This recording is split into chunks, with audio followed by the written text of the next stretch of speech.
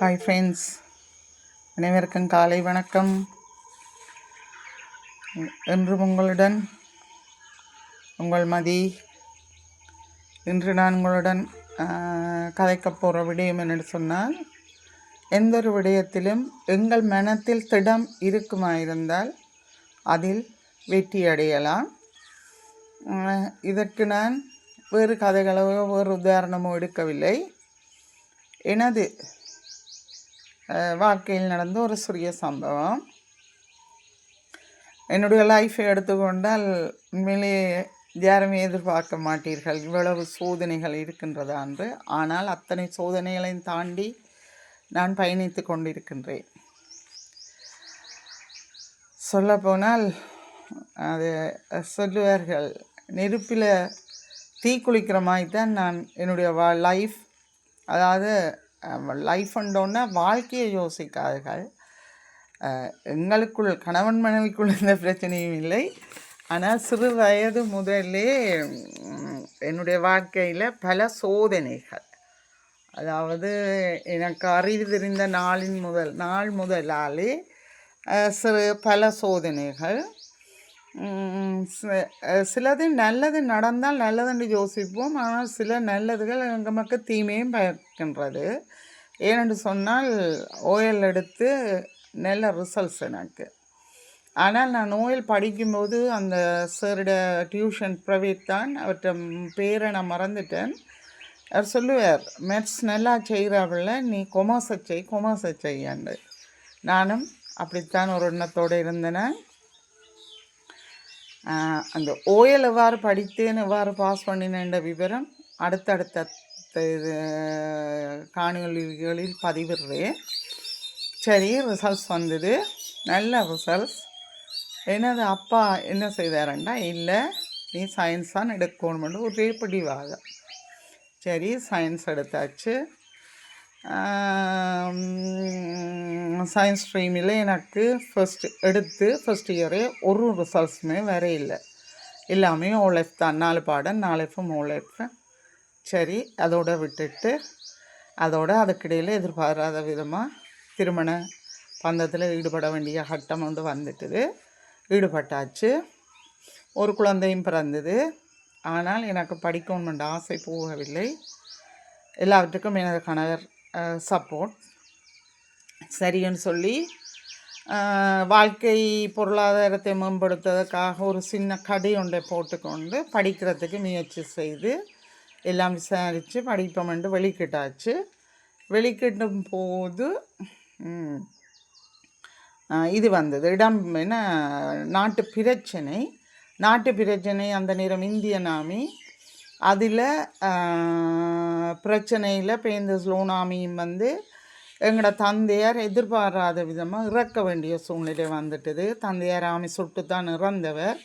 அதுவும் பொது ஆக்களை ஹாஸ்பிட்டலுக்கு கூட்டி கொண்டு போன இடத்தை அவர்களுக்கு செயல்பட்டு அந்த அவர்களை வைத்தியசாலைக்கு அழைத்து சென்ற இடத்தில் ஆமி எதிர்பாராமல் இவரை தவறாக புரிந்து தூர நின்று ஃபயர் பண்ணி அவர் வந்துட்டார். அவர் ஒரு அதிபர், சன்லிபாய் இந்து மகாவித்தியாலய அதிபராக இருந்தவர்.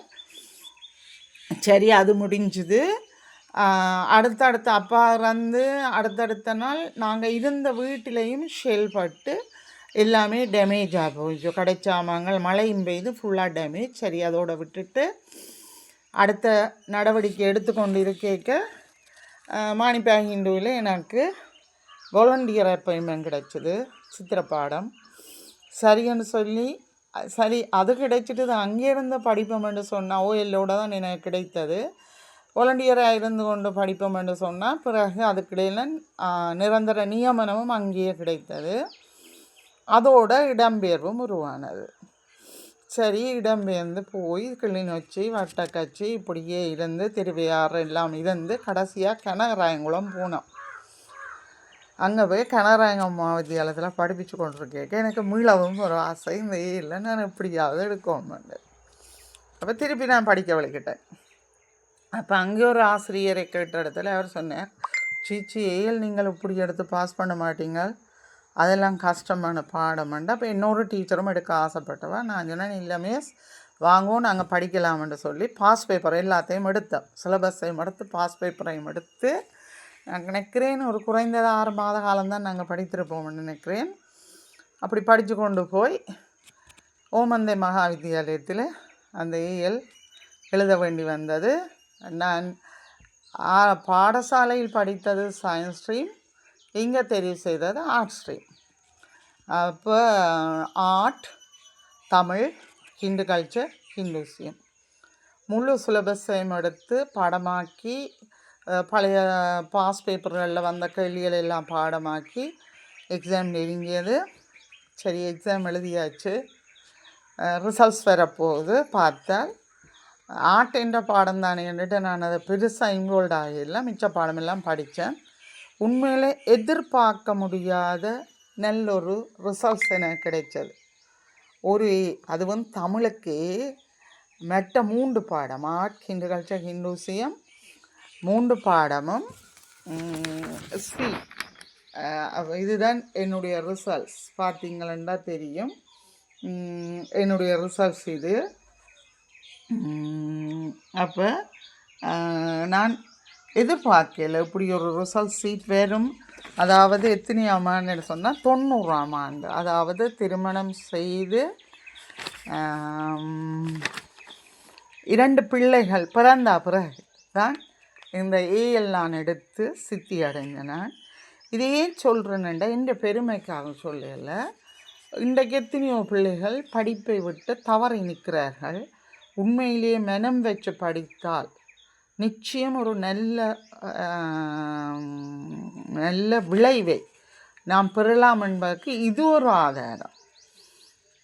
இப்போ நீங்கள் யோசிச்சு பாருங்க, திருமணம் செய்து 2 பிள்ளைகள் பிறந்து இடம்பெயர்ந்து அதுக்குள்ள எத்தனையோ சிக்கல், சம்பளம் இல்லை, ஃபைல் இல்லை, 1000 ரூபா தான் காசு. இத்தனைக்கு நடுவில் நான் என்ற மிச்ச பொருளாதாரத்தை செய்வதற்காக அங்கே காலமே பாடசாலை 2 மணிக்கு பாடசாலையால் வந்து இன்னொரு இடத்துல கிளாஸ் கொடுக்க போகிறேன். நான் எல்லா flower making, icing, hair style, பூல் ஒர்க்குன்னு சொல்லி எல்லாமே கிளாஸ் கொடுக்க போகிறேன்னா 1 மணித்தியாலத்துக்கு அந்த பிள்ளைகள் 10 ரூபா தருவார்கள்.